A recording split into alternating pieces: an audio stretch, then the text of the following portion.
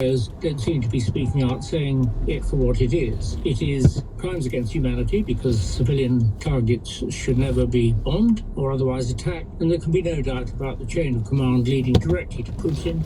The government says more than 45,000 migrants crossed the Channel to the UK in 2022.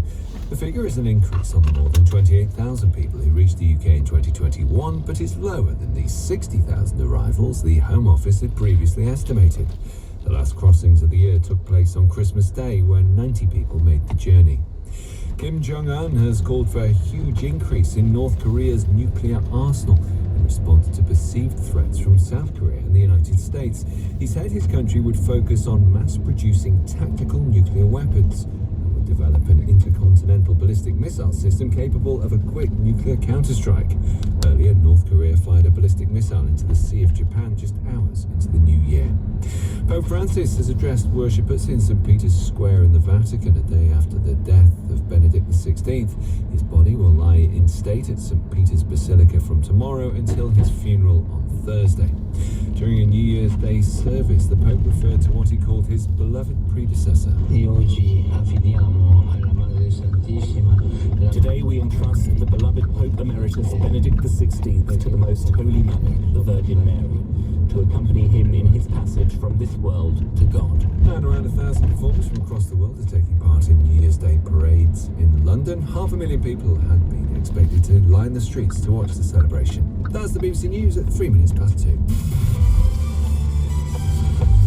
Get the latest travel news with Orna.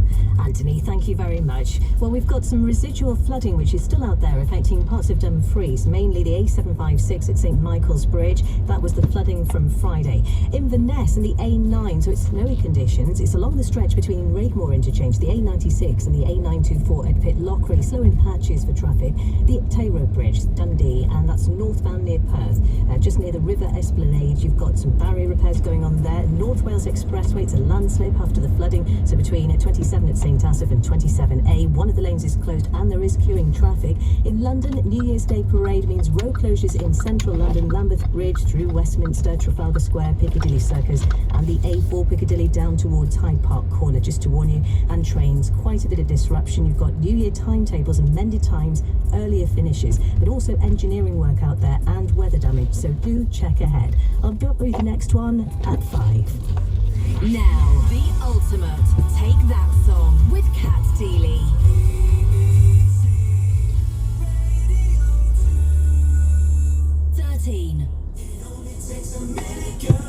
It's the fourth Way over Christmas. I gotta admit, I watched most of it. I haven't quite finished it yet. I probably will finish it. More because I'm curious just to see what everyone's talking about. And obviously, as a journalist, I feel like I need to be abreast of these issues.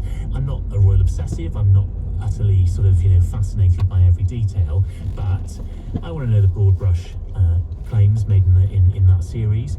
And I guess I am interested to see what's in the book too. I don't know if I'd buy it and read it, but I certainly will follow the headlines from whatever comes out of that book. Now, if you haven't seen the Netflix series, here's a reminder of some of those big claims in it, because there's more to come. It's really hard to look back on it now and go, what on earth happened? You hear that? That is the sound of hearts breaking all around the world. She's becoming a royal rock star. and then Everything changed. There's a hierarchy of the family. There's leaking, but there's also planting of stories. There was a war against Meghan to suit other people's agendas. It's about hatred. It's about race. It's a dirty game. The pain and suffering of women marrying into this institution is feeding frenzy. I realized they're never going to protect you. I was terrified. I didn't want history to repeat itself.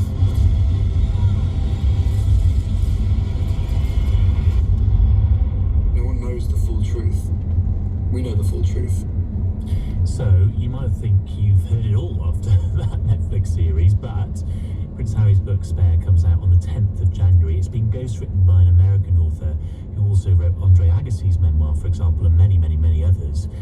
It's going to be plugged, this book, with a couple of interviews, one on this side of the Atlantic on ITV, one on the other side of the Atlantic for CBS. And we expect the book to be quite critical of the likes of Prince William, for example. Perhaps no surprises there after that Netflix series. But have you heard enough already? Is there anything left to say? Do you think Prince Harry really ought to keep his counsel now? He's said his bit, he's had his chance to put his argument across. Now it's time to be a bit classy and move on? Or are you hungry for more? This will be the first time we read in detail his feelings, for example, about the death of his mother, Princess Diana.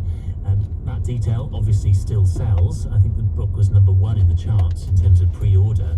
So there's obviously some appetite out there for it, huge appetite for it. I wouldn't be surprised if, particularly in America, the book sells incredibly well. So are you going to be reading it?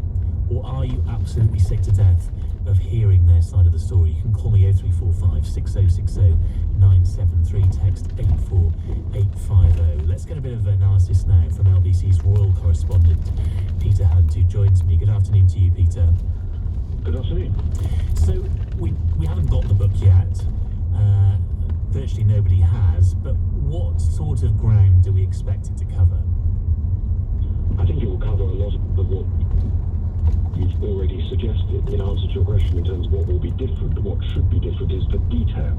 So a lot of the key issues were sort of skirted over. I mean, it's an odd word to use, isn't it? Given we had 6 hours of programming on Netflix, but it's whether the detail that lies behind it, the bits that could be potentially difficult for the royal family are, as you suggest, the relationship with Prince William, how much further he goes into that and how that broke apart. I mean, in the Netflix, he talks about how it was terrifying to have his brother scream and shout at me during that summit where it decided that they would leave the royal family. There's the issue of his relationship with his father. It's clear from the Netflix that he, on 2 occasions in 2 different episodes, he talks about having another family, one in Africa, one in the army. And his father is sort of referenced by absence. There isn't a focus on what his father did for him in that horrendous gap he had once his mother died in 1997. So I suspect there may be more detail in the book about his father being an absent dad at a critical time from Harry's perspective as he was a teenager. There's the issue of racism. I mean, he has said, Harry, that he will never name the royal who talked about the skin colour of their child before he was born, about Archie, but he did in documentary talk about a huge level of unconscious bias within the institution. So I think those are at least 3 topics that there could be more information. And also crucially, I think actually, we're talking about the book. I think that potentially the other bit that we shouldn't lose sight of is you referenced Tom Bradby's interview. Yes. Tom Bradby and Prince Harry know where the bodies are. We'll soon know how far they've decided to and are prepared to dig them up when that interview's broadcast right in advance of the book being published on January the 10th. Tom Bradby, my colleague from ITV News, is very close to Harry and knows more about that psychodrama than most. What about the royal family itself? Because they didn't comment on the Netflix series. Are they going to comment, do you think, on the book?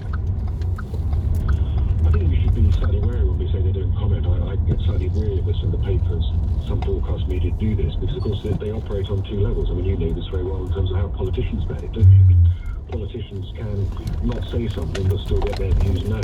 So I think they are perfectly well skilled in using their sources, courtiers, close friends to make it very clear what they think, as they have done through these sources, etc. And I suspect they'll do the same about the book, so that they can maintain this appearance of, the image they have wanted to present thus far, and I suspect they will continue to want to do so, is that thing of we're getting on with the job and we're not demeaning ourselves by engaging with it. But I think their officials will still be busy briefing journalists as to what they do think about it. But there may well be, particularly with William, he may well have a red line that he, if he is crossed, may well provoke him to issue a sort of an official statement. And it feels as though it's been written mostly for an American audience with the American ghostwriter. Do you think that's what they're pitching themselves at now, really? Again, with the Netflix series, it felt to me like a sort of very glossy American take on the royal family.